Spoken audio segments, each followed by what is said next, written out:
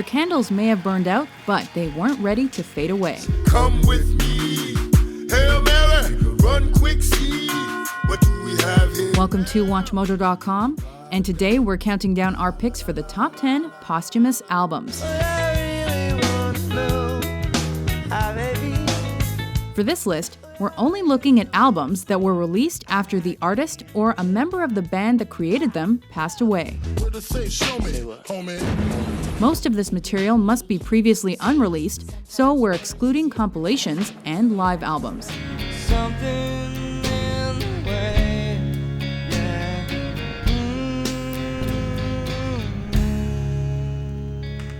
Number 10, Made in Heaven, Queen. It's winter fall, red skies are gleaming.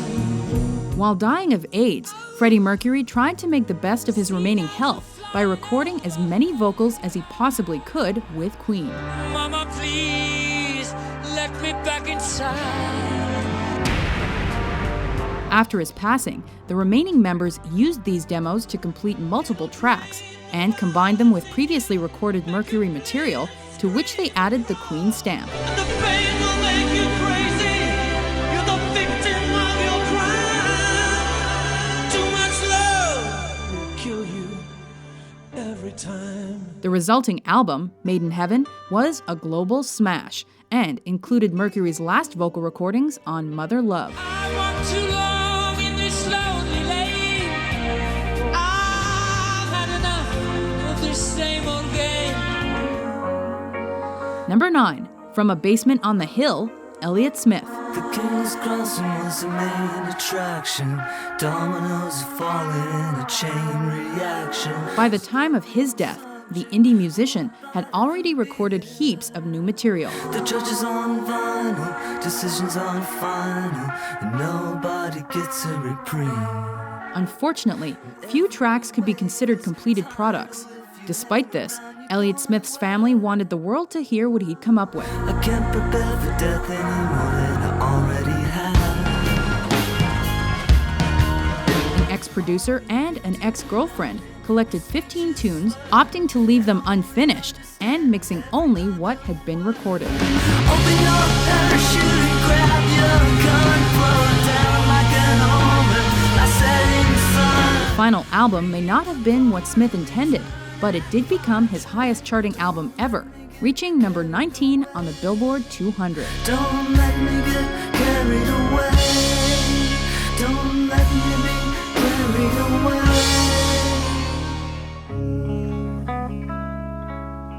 Number 8, Sublime, Sublime. I don't practice Santeria. I ain't got no crystal ball. Sublime's third effort was supposed to come out under another name, but ended up being self-titled after frontman Bradley Nowell died of a drug overdose before its street date. Well, life is so love the one you got, 'cause you might get run over or you might get shot. Sublime became the band's first major label release and their mainstream breakthrough. Is what I got. I said, remember, Though the success was obviously bittersweet. is what I got. I remember that. The staple of 90s alt-rock has sold over 6 million copies, thanks to the fact that multiple singles charted within the Hot Modern Rock Tracks top 5. Her two brown eyes are leaking like a sieve, and it still ruins her makeup and never one kill. Number 7, Milk and Honey, John Lennon and Yoko Ono.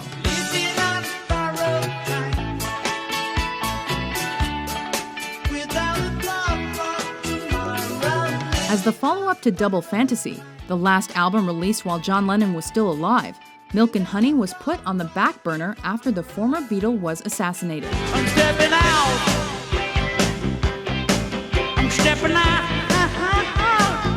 The collaborative effort was eventually released more than 3 years after his death, as it took Yoko Ono that long to return to the project. Baby's sleeping. The cats have all been blessed. While she contributed mainly new and more slickly produced tracks, she left Lennon's work mostly untouched and raw. Nobody told me there'd be days like these. Strange days indeed. The album went on to chart within the Billboard 200's top 20.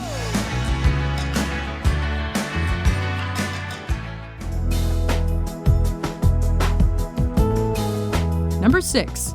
Dreaming of You, Selena. I could lose my heart tonight if you don't turn and walk away. Intended as her English language crossover, Dreaming of You only had 5 songs in the can before Selena met her untimely demise. I could fall in love with you. Her murder by the ex-president of her fan club prompted label execs to package these new tracks with some older material and previously unreleased Spanish songs. I'll be dreaming of you tonight till tomorrow. The effort made history when it entered the Billboard charts at number 1, as Selena became the first solo act to achieve this feat posthumously. Dreaming about you and me. Number 5. American 5, 100 Highways, Johnny Cash. You can run on for a long time, run on for a long time. Fortunately for us, the Man in Black had recorded approximately 50 new tracks prior to his death in 2003. 12 of those songs became American 5, 100 Highways, which was also his 93rd record overall. Consisting mainly of covers, it includes songs by Ian Tyson, For strong winds that blow lonely, 7 seas that run high. and Gordon Lightfoot. If you could read my mind, love, what a tale my thoughts could tell. As well as a stripped-down version of God's Gonna Cut You Down. Tell him that God's gonna cut him down. Tell him that God's gonna cut him down. After topping both the pop and country charts, it became Johnny Cash's first #1 effort since 1969. Tell the rambler, the gambler, the backbiter, tell him that God's gonna cut you down. Tell him that God's gonna cut you down. Tell him that God's gonna cut you down. Number 4, the Don Killuminati, the 7-Day Theory, Makaveli. California. What you say about Los Angeles? Still the only place for me to live in. Using the alias Makaveli, Tupac Shakur completed his 5th album a few months before he was fatally shot in September of 1996. We might fight amongst each other, but I promise you this: we'll burn this bitch down, get us pissed to live and die in LA. Following producer Suge Knight's rush release of the effort that November, the 7-Day Theory went on to sell more than 500,000 units in its first week, and it eventually topped the Billboard charts. Me and you moving in the nude, do it in the living room, sweating up the sheets. It's the thug in me. A considerably darker effort than his earlier work. The record's lyrics have Pac dissing other rappers like Nas, Jay-Z, Puff Daddy, and the Notorious B.I.G. Come with me, Hail Mary, run quick, see. What do we have here now? Wanna ride or die? La, da, da, da, da. So everybody in the house, give a warm round of applause for the Notorious B.I.G. The Notorious B.I.G., ladies and gentlemen. Number 3, Life After Death, the Notorious B.I.G. I've never been as broke as me. I like that. When I was young, I had 2 pair of leaves. Following a delay of a couple of months, Life After Death ultimately dropped 2 weeks after Biggie was murdered in a drive-by shooting. Sicker than your average. Papa twist cabbage off instinct. Just don't think, stink pink gators. My Detroit players. In addition to critical acclaim, the album sold 10 million units and topped both the Billboard 200 and the top R&B hip-hop albums chart. Biggie, biggie, can't you see? Sometimes your words just hypnotize me. And I just Meanwhile, Hypnotize and Mo Money, Mo Problems made him the first artist to score 2 posthumous #1 hits. Throw your rollies in the sky, waving side to side, and keep your hands high while I give your girl an eye. Play it please, lyrically, you can see B.I.G. be flossing, jig on the cover of Fortune, 500. Number 2, Pearl, Janis Joplin. Oh Lord, won't you buy me a Mercedes Benz? My friends. It was her on-again, off-again relationship with alcohol and hard drugs that eventually led to Janis Joplin's fatal overdose in 1970. No help from my friends. So, oh Lord, won't you buy me a Mercedes Benz? And when this occurred, she was in the midst of recording sessions for her second solo album.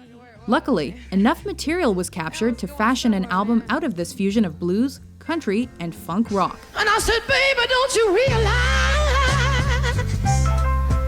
you're looking for your life over there, honey? You know where your life is? Your life's waiting like a goddamn fool right here. Pearl landed atop the Billboard charts for 9 weeks.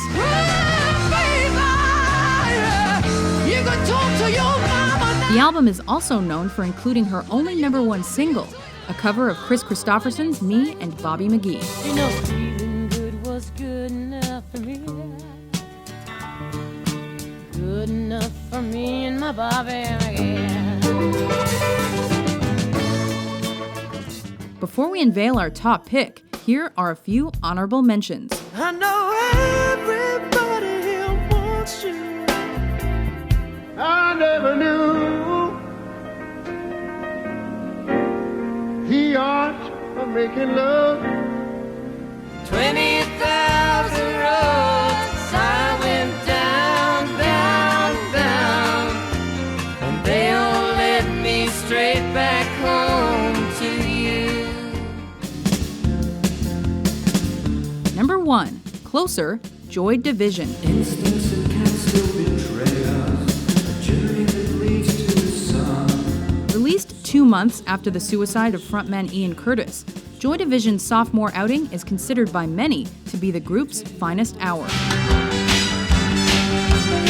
Isolation. Produced by Martin Hannett at Pink Floyd's Britannia Row studio, Closer is chock full of hypnotic drum beats, hooky bass lines, and Curtis's own doom meets gloom vocals. You see the horrors of a faraway place.